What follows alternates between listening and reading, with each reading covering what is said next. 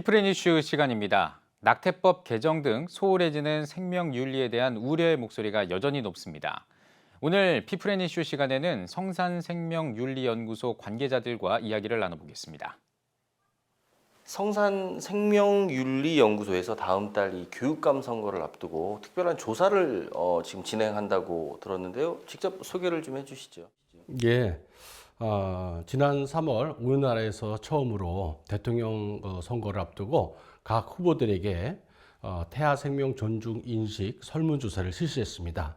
우리나라에서도 외국처럼 선거 시즌에 각 후보를 대상으로 생명 존중 정책을 지지하고 또 그것을 정책에 담아달라는 그런 요구를 하는 압력 단체로서의 활동을 시작한 겁니다. 그 후속 작업으로 이번 6월 1일 날 전국 17개 광역 단체장 선거와 17개 교육감 선거에도 태아 생명 존중 인식 조사를 실시해서 그 결과를 유권자에게 알리려는 그런 활동을 하고 있습니다. 이 생명 존중 인식 조사 안에 담겨 있는 내용이 좀 궁금해요. 어떤 내용들이 담겨 있을까요? 태아도 사실은 법률상에서 민법상에서 유산 상속권을 갖습니다.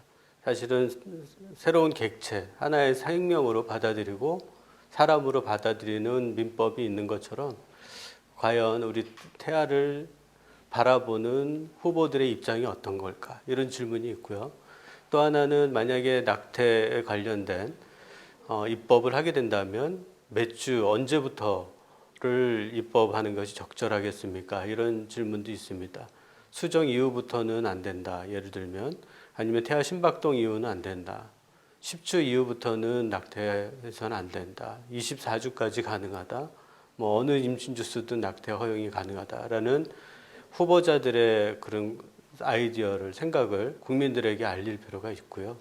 또 세 번째로는 예를 들면은 법무부에서 낙태 관련 입법 초안을 보면 미성년자도 낙태가 가능하게끔 부모 동의 없이 이런 법에 대해서 후보자는 어떤 생각을 갖고 있습니까? 이런 질문들이 포함되어 있습니다.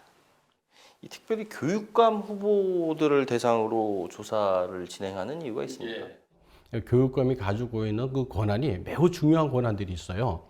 특별히 이제 교육감은 우리 교원들을 이렇게 임명하고 또 파면하고 또 벌을 줄 수 있는 그런 임명권을 가지고 있고 또 80조 이상 되는 교육 재정을 집행할 권한을 갖고 있습니다. 그 무엇보다도 가장 중요한 권한 중에 하나가 교육 편성 그 권한을 갖고 있다는 거예요.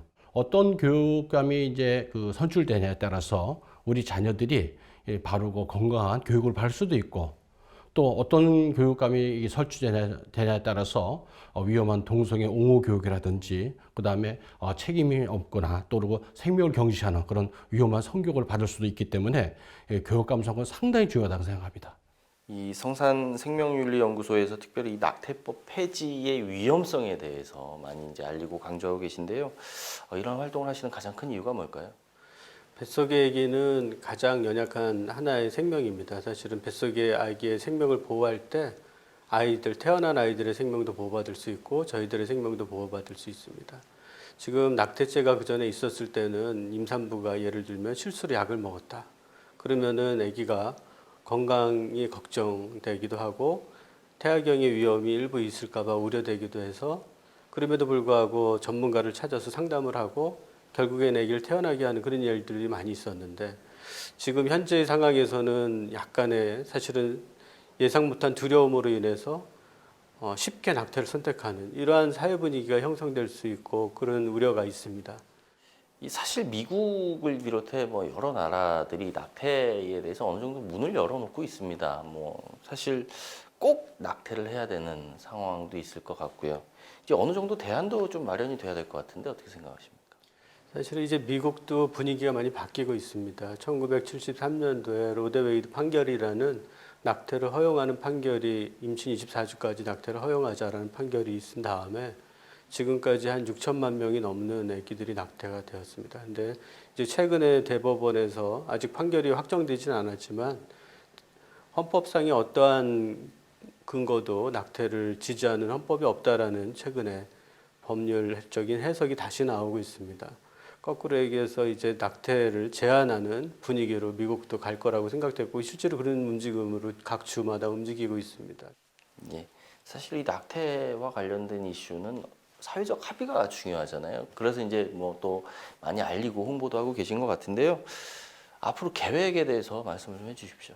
저희 모든 국민들이 한 마음으로 한 생명이라도 더 귀하게 여기고 소중히 여겨서 지키고 보호할 수 있도록 그분들 마음속에 한 마음이 되도록 저희들이 생명운동 단체들이 설득하고 또 교육하고 계몽 활동을 계속 지속하려고 합니다. 더 나아가서는 이번 이런 설문조사처럼 여러 생명운동 단체와 연합해서 정치권에 이런 생명 존중 이 분위기가 확산되도록 이렇게 더 적극적으로 저희 역량도 개발시키고 활동을 넓혀갈 예정입니다. 향후에는 또한 그 현재 국회의원들이 한 300명 되는데요. 그 현역 국회의원을 대상으로도 생명 존중 인식 조사를 우리가 실시해서 그 결과를 차기 국회의원 선거 전에 발표해서 유권자들이 결정하는데 큰 영향을 끼칠 수 있도록 활동하도록 하겠습니다. 이제 오늘 말씀 잘 들었습니다. 대한민국의 진정한 인권과 생명 윤리를 위해서 앞으로 더 많은 활동 있으시길 기대하겠습니다. 감사합니다.